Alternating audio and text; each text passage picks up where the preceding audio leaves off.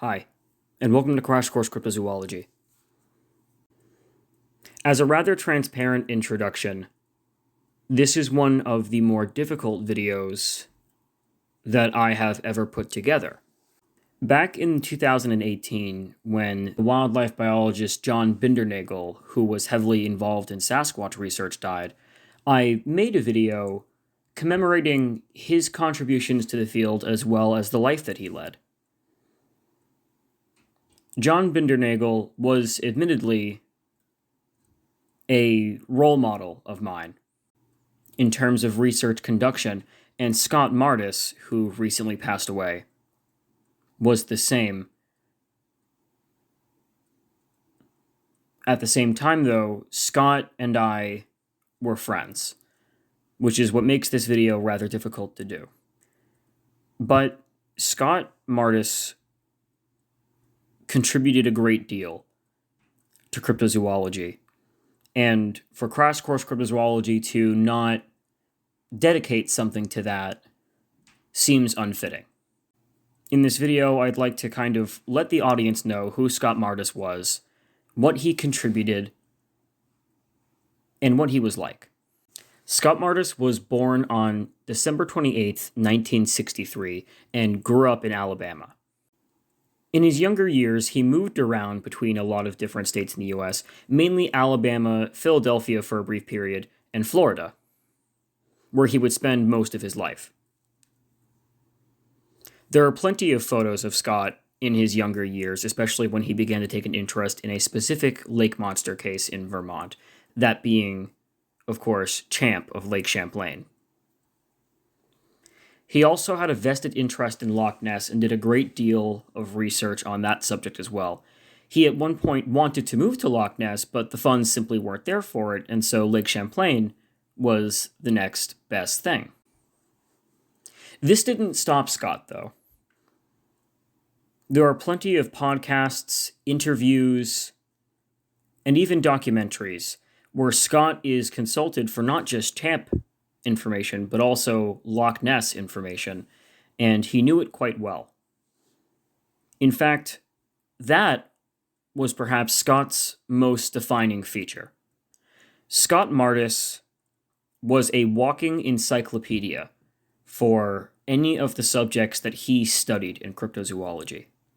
And I can speak from personal experience that if you had asked Scott a question about any lake cryptid story in the world, he could give you at least 5 papers on it immediately.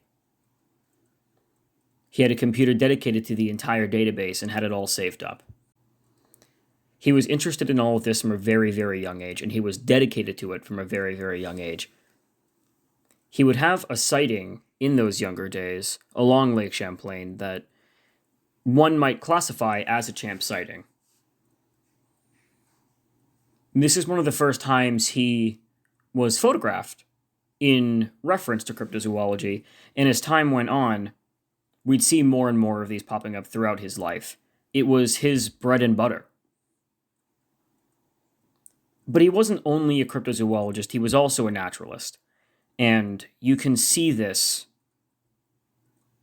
almost more clearly than you can see him as a cryptozoologist. For anyone interested in his knowledge on zoology in general, I highly recommend any of the podcasts he has been on, but of course especially the Crash Course Cryptozoology podcast. Before his passing, I was able to interview him on it, and the amount of information he was able to give made it one of, if not the longest episodes of the podcast, and delightfully so. Scott was involved heavily in the project run by Liz von Muggenthaler on Lake Champlain that in the early 2000s recorded the first alleged echolocation recordings. Scott's also responsible for a lot of research done on very famous pieces of Champ evidence such as the Mansi photograph and the Baudet film. In fact, Scott is featured in a documentary about the Baudet film that was produced by Crash Course Cryptozoology back in 2020, which was the year that I myself met Scott. Meeting Scott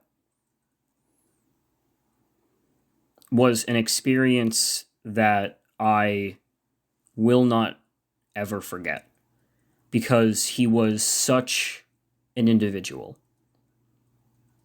And I truly do mean that in the way that someone can boldly be themselves. Scott lived and spoke no holds barred, and had an air of not just academic intelligence, but of a nigh brutal sincerity, which was the kind that you couldn't really help but appreciate. And to get a bit personal, it was really something magical because I'm a young man and I grew up seeing Scott Mardis on an episode of Monster Quest, for example, or on other documentaries that he had partaken in. And to be able to not only include him, but to interview him was incredible. But then to become a friend of his and to be in contact with him regularly, to help him, for example, produce this absolute masterpiece of a podcast series he produced on the Haunted Sea, which was the podcast he ran on the Zoyumaru carcass case. To have been a part of that is an honor, and to have been Scott's friend throughout that effort and throughout the last roughly 2 years of his life was an even larger honor. I don't mean to get too personal with this video. I would like to leave everyone with a recommendation to check out absolutely all of Scott Mardis's work, to learn from it the best that you can, and perhaps fittingly leave it with a rather light-hearted story from Scott's brother, Jesse Mardis, about the love that Scott had for cryptozoology. This is a quote from an obituary for Scott Mardis written by Lauren Coleman, and it quotes Jesse Mardis. "It's a silly anecdote, but I wanted to share.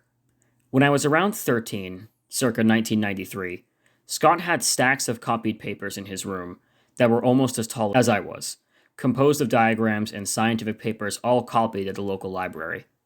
He would spend hours at the library and return with a manila folder full of new documents almost every day. I remember being informed about the New Zealand carcass by way of a blurry photocopy long before I was old enough to appreciate exactly what I was looking at. Before there was an internet, Scott had already created a 5.5-foot tall cryptozoology Wikipedia in our house. Somehow, he could navigate this tower of papers quickly, pulling out the exact pages he needed on command, almost like Google, but in person. What's funny to me now is that he didn't even need the 5-foot stack of data. Scott was a living database of knowledge, and he didn't even need the reference materials, he just had them. I know all that is a little silly, but that's how I remember my brother. Extreme dedication, supreme curiosity, and doing it his own way. There are some people one thinks of when hearing the phrase, "we stand on the shoulders of giants." For people who knew him, and for people who were able to utilize the amounts of research that he conducted, Scott was a giant. Thank you.